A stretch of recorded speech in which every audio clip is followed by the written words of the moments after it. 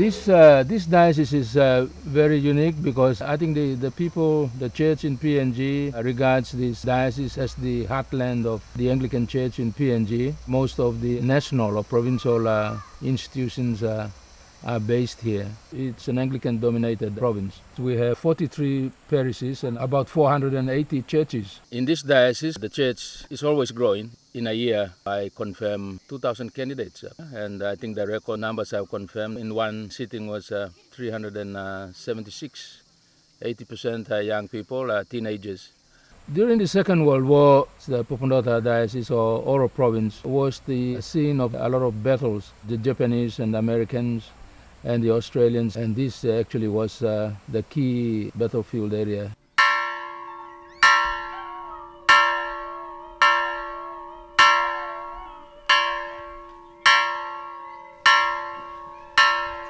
So the Melanesian brothers are based here, the headquarters is based here, and they have a lot of brothers, close to 50 or 60, including the novices.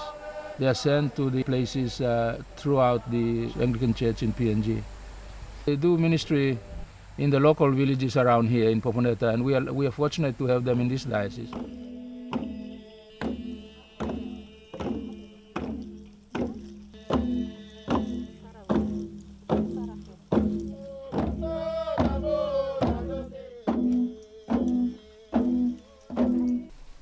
Ini emi one plap man also you nami. One plap tanaka man lopeless. Two, the Melanesian understanding or situation or culture, so that this Black Christ become Melanesian Christ.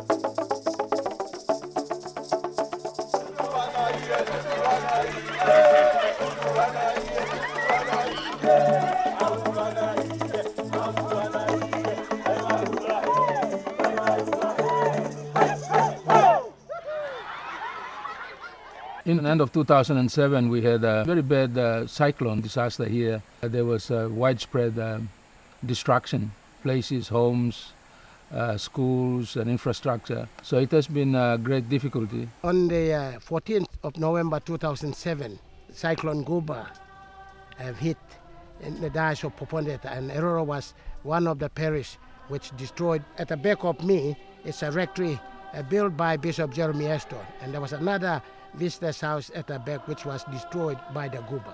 It was at Pongani. It struck Pongani first. At 6 o'clock, the water flooded from the mountains, moving huge logs right down to the sea, knocking the houses, buildings, everything. The water flooded and spoiled the food gardens, and we could hardly swim across because some of us carried our small children and some drowned. 2 days later, I walked down to my place to see my house and everything. All our properties in the house were washed away by flood. Nothing left in the house. I told my wife that there's nothing left in the house, all washed away by flood. It took one whole night, and early in the morning, everything was spoiled. One man with 3 children died. We could hardly get water for drinking. After 3 weeks, my wife got very sick, and then I took her up to the hospital, opened the general hospital. And she passed away on the 17th of December. That was on Friday, and I took her down and buried her at my sister's home. I'm 74 years old now. There were 6 buildings here, teachers' houses, that were swept away by Cyclone Guba. The library was just here, that has been swept away. The students don't have library at the moment.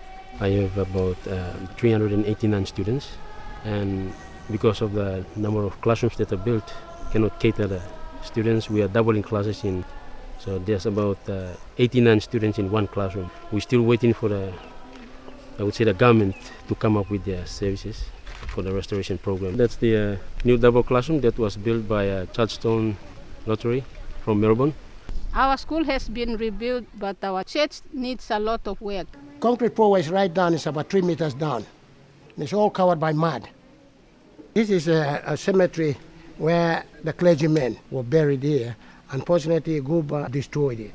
It traumatized our students and our teachers at that time. It destroyed our water pump and almost came close to the school. You can see the cliff that has been created by the flood. The river is now flowing where it used to be, but when the flood came, it came right up here. With influx of students from schools who were really affected, and they closed. So we had to take in their students. There are still students waiting each day for a space, and I think you can see a couple of them there, just sitting there. But we can only offer 20 space now. Most of that 20 space has been taken already, so we have only few space left. Maybe by the end of the week we will put a stop to students coming in. We don't have space in the classroom.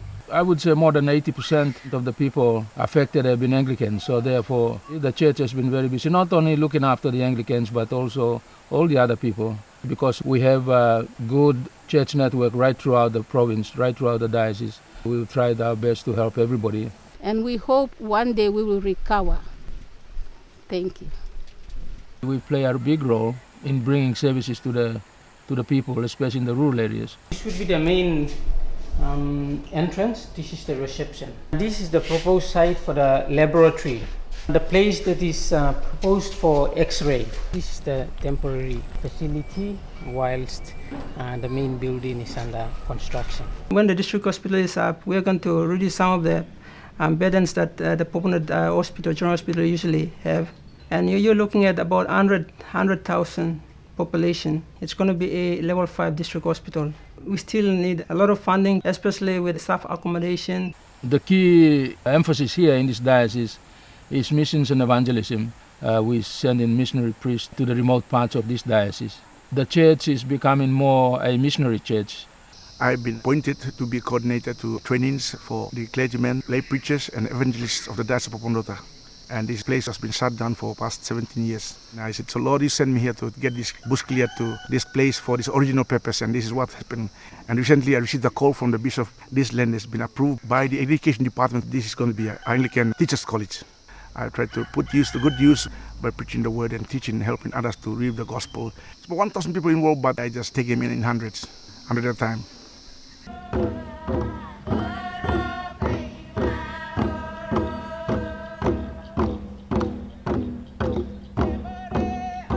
The Mothers Union fast growing. It's a fast growing organization. The members are so interested in the work of the Mothers Union. They're looking forward to new things. And some of the activities like the hospital visits, visiting the sick and old.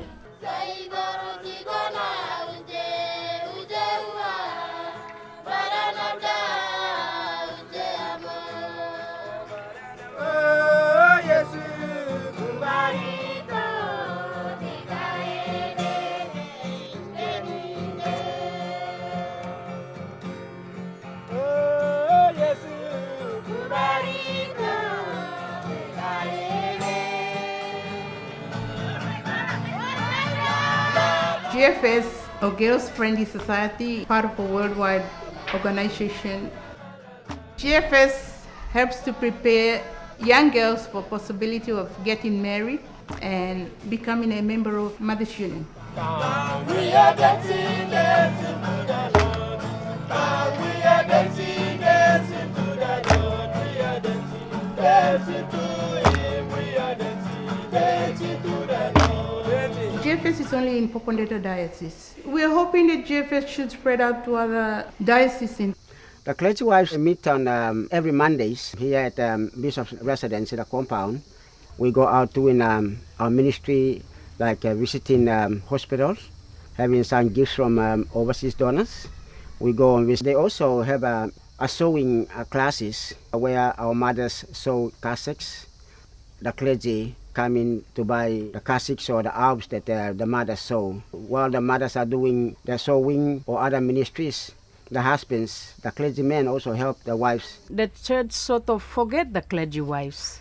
And this is the why we start this organization, to help ourselves. I am one of the, the key figure within this organization. Priests, they come in and they give in their orders, and we sit down and we do the sewing for them.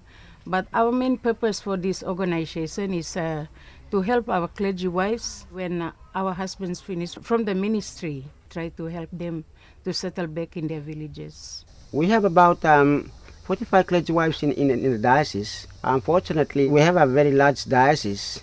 We cannot get all the mothers, so we use only the urban ordinary clergy wives. We do a lot of things together. We dance, we do our Bible study. We try to build our small guest house in partner with the diocese.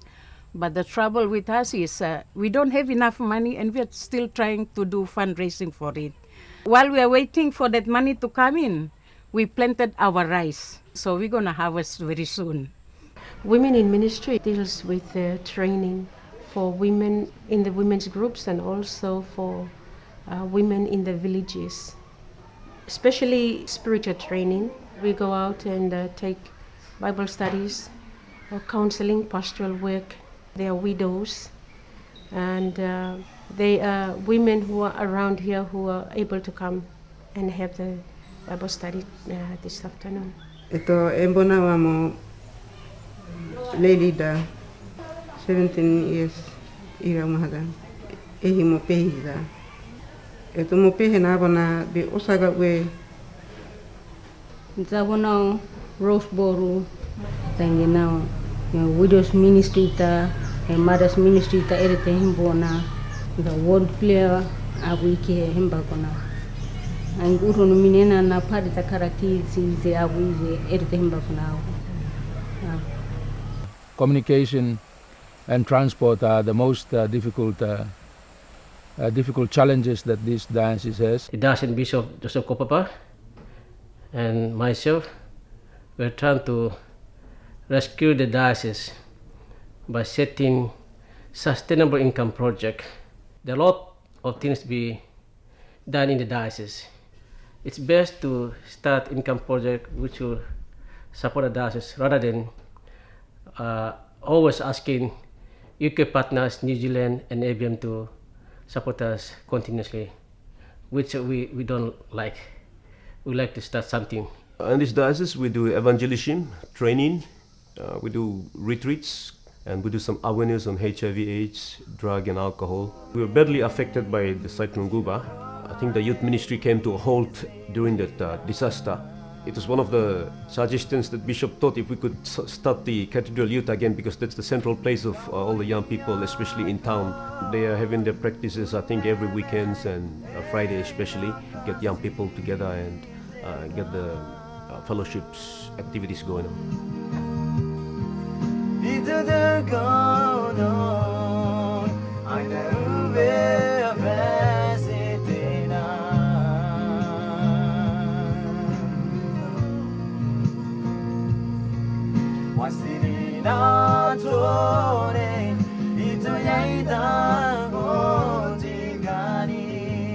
And we're looking forward to our Diocese Youth Camp and other activities that will be coming up.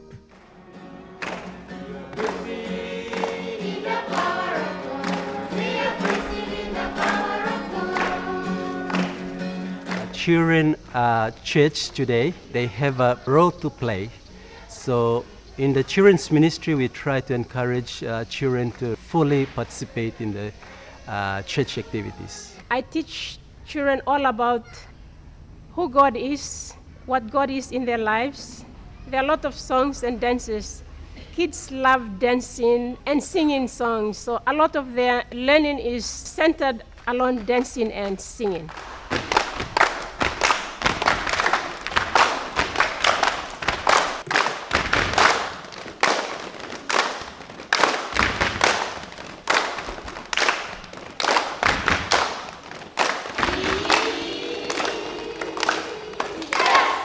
Of course, there are a lot of challenges. Shortage of teachers, not proper classrooms. Most times we teach them under the trees. I love children's ministry because this is where I learn all about God and my faith in Jesus, which I share to my family and friends. We children's ministry here in Resurrection Parish, we don't have a proper classroom right now. We enjoy coming to Sunday school, but we don't have pencils to draw. We don't have books or Bible storybooks to read. I would like to ask if they could give us some pen friends from outside. If we could make friends out in a sister church overseas. I like knowing about Bible stories, stop violence and think about God. Come to church every day. We are really hoping that this ministry should grow, and also hoping to conduct more trainings in order to promote Christian education programs.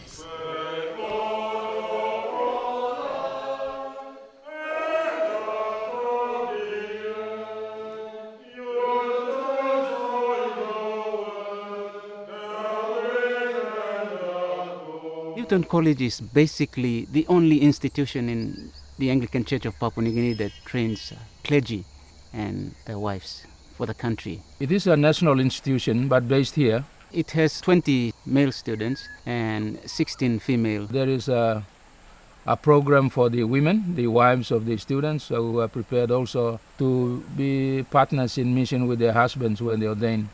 We have a 4-year program. The first year is introductory year, and then we have a 3-year diploma in theology. The greatest challenge, foremost, is not having enough staff. Now, there are 3 of us here. We are really struggling to have enough trained people to be lecturers. That is a big challenge at the moment. I very much want to see this place run by nationals who are trained to lecture here, especially in the departments of theology, biblical studies, and pastoral studies. We have a very good library, but we also have problems in ordering books, especially those books that are current. As well as that, I'd like to see this place being able to look after itself, be self-sustaining. We have a rice garden. We are looking at food security in this college. With rice, we are able to store food. Our buildings were established around mid-70s, so they are quite old now. If you will look around, you will see that we also have to start building some buildings, especially if we are going to grow as a college. In the convent, 3 professed sisters and 7 novices. Novices are in bright blue. We get up at 5 o'clock and we come into the chapel for our meditation. 7 o'clock we come for the morning prayer. The chapel is built in 1964. We novices are learning a lot by coming for midday prayer, evening prayer, and morning prayer in this chapel. My role is to guard the life and vows of the community, and also to attend provincial meetings. We do the community work, like collecting firewood, making gardens. I do the sewing. Every day we have lots of young girls and ladies coming here with their problems, and those who have run away from their husbands and their relations at home, and they are staying here with us too longer. When the visitors come, we do the counseling. The problem that we have here in this community is accommodation. It's all run down, including the chapel, and when we have heavy rain, it pours down and disturbs the prayer life, and it can fall at any time. It's my fear this building will be on the ground one day when the big strong wind. So this chapel needs to be pulled down and build new one. Also, we have a generator problem. In this convent, we had a flood running down into our houses, and it spoiled our generator. And for 2007 until now, we have been living in the dark. My concern is 1 is chapel and 2 is generator. So I thought of writing to the diocesan office about their need. The 3 ways that we live: prayer life, work and study, and the brothers here focus mainly on prayer, which is the heart of our life, and private study as well in the rooms. When the parish priest invites us, we go out for missions or do retreats. Since the establishment of this flare, it's 51 years now. Last year we celebrate 50th anniversaries, and looking at the buildings, it's all running down, and we need the buildings to be renovated and improved so that we may still continue to have that healthy life. Under my leadership, I'm trying to help the brothers to see within ourselves the things that we already have. Like we have a very fertile land here. On the 11th of June 2010, the Provincial Council of the Anglican Church of PNG elected me to be the next Archbishop and the Primate of the Anglican Church of Papua New Guinea. Currently, when a bishop is elected as the primate, he also has to be the bishop of his own diocese. But there is a change taking place in which a primate will not have any responsibility for a diocese but be full-time primate based in our national office in Ley.